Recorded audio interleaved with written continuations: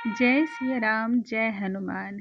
हरे कृष्णा, राधे राधे। नमस्कार दोस्तों, आज के इस वीडियो में हम जानेंगे हनुमान जयंती की सरल और संक्षिप्त पूजा विधि क्या है, जिसको करने से आप भगवान श्री राम और हनुमान जी दोनों की ही कृपा प्राप्त कर सकते हैं।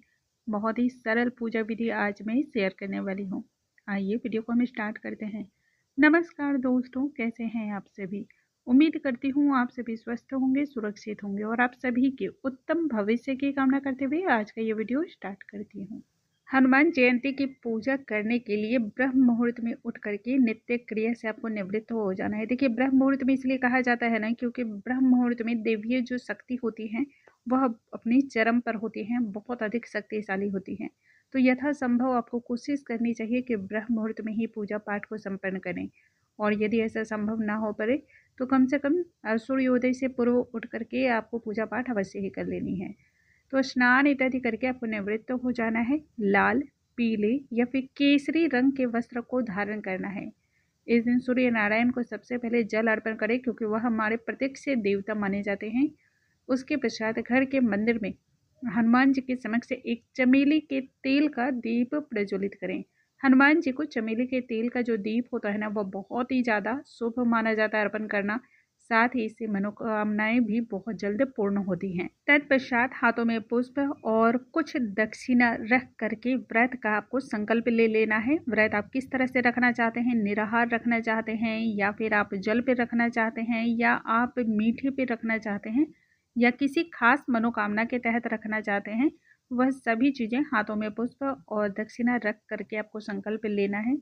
फिर इन सभी चीज़ों को हनुमान जी के चरणों में आपको छोड़ देना है। हनुमान जी को याद रखें, पहले से ही आप व्यवस्था करके रख लें। एक चौकी पर लाल रंग का वस्त्र बिछा करके उस पर हनुमान जी को हम विराजमान करेंगे। प्रतिमा को स्नान का भाव कराते हुए हम जल के छींटे लगाएंगे, और यदि आपके पास फोटो है तो आप उसे भी इसी प्रकार से छींटे के द्वारा स्नान करा सकते हैं। और यदि धातु की प्रतिमा है तो उन्हें विभिन्न प्रकार से आप अभिषेक करें, स्नान कराएं। तत्पश्चात हनुमान जी को आप वस्त्र और उपवस्त्र, जनेऊ इत्यादि भी अर्पण कर सकते हैं। यदि आप महिला हैं तो आप जनेऊ अर्पण ना करें। घर के जो भी पुरुष हैं या फिर बालक कोई है तो उनसे आप अर्पण करवा सकते हैं। हनुमान जी को वस्त्र स्वरूप में आप कलावा भी अर्पण कर सकते हैं। और अब हनुमान जी को सिंदूर अर्पण किया जाता है। यदि आप महिला हैं तो सिंदूर को स्पर्श करके अर्पण ना करें, बल्कि हाथों से ही छोड़ दें। और पुरुष हैं तो हनुमान जी को सिंदूर का टीका अर्पण करना चाहिए, क्योंकि हनुमान जी को सिंदूर बहुत प्रिय माना जाता है। खासकर जो भखड़ा सिंदूर हमारे इधर उसे कहते हैं, जो ऑरेंज कलर का होता है, वह सिंदूर तेल में या घी में अच्छी प्रकार से मिक्स करके उनका उंगली से आपको तिलक करना चाहिए। भोग में बूंदी के लड्डू, जलेबी, गुड़, चना ये विशेष रूप से हनुमान जी को प्रिय माने गए हैं। साथ ही आप ऋतुफल में केले का भी भोग अर्पण कर सकते हैं। इस दिन हनुमान जी को मीठे पान का बीड़ा अवश्य अर्पण करें। हनुमान जी बहुत जल्द इससे प्रसन्न हो जाते हैं। मीठा पान उनका बहुत ही प्रिय है। साथ ही लौंग का 2 जोड़ा अर्पण करते हुए यदि आपकी कोई मनोकामना है तो वह भी उनसे प्रार्थना करें। ऐसा करने से जल्द ही मनोकामना पूर्ण होती हैं। इस दिन तुलसी के पत्तों की माला अर्पण करने से हनुमान जी और भगवान राम दोनों की ही कृपा मनुष्य को प्राप्त होती है। धूप दीप अर्पण करके इस दिन हनुमान जयंती की व्रत कथा सुनी जाती है। तो यह व्रत कथा जो है आपको सुननी चाहिए। देखिए, घर में जितनी भी कथाएं होती है ना, जो भगवान से संबंधित होती है, उनके कथाओं के श्रवण से ही घर में सकारात्मक ऊर्जाओं का वास होता है। तो सुननी चाहिए, कथाओं को सुननी चाहिए। और घर में जितने बच्चे हैं उन्हें भी सुनानी चाहिए।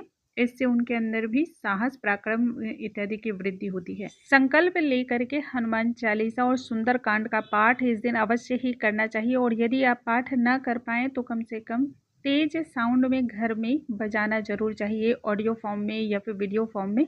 इससे क्या होता है, घर की जितनी भी नकारात्मकता होती है वह समाप्त होती है। अब आपको आरती करनी चाहिए। पूजा में हुई किसी भी त्रुटियों के लिए क्षमा याचना करें, फिर हनुमान जी को प्रणाम करें। इस दिन राम नाम का जितना ज़्यादा जप करना है वह अवश्य करें। कहते हैं ऐसा करने से हनुमान जी शीघ्र ही प्रसन्न होते हैं। वैसे भी जिस घर में राम नाम का नित्य ही स्मरण किया जाता है या फिर उस नाम को लिया जाता है, हनुमान जी उस घर में स्वयं विराजमान होते हैं। अंत में आप प्रसाद सभी में वितरण करें। ऐसा करने मात्र से ही आपकी पूजा सफल हो जाएगी।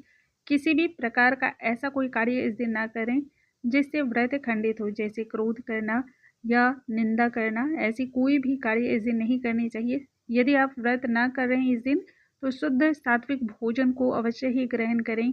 इस दिन पूर्णिमा है, तो रात्रि में आपको चंद्रमा को भी अर्घ्य देना चाहिए।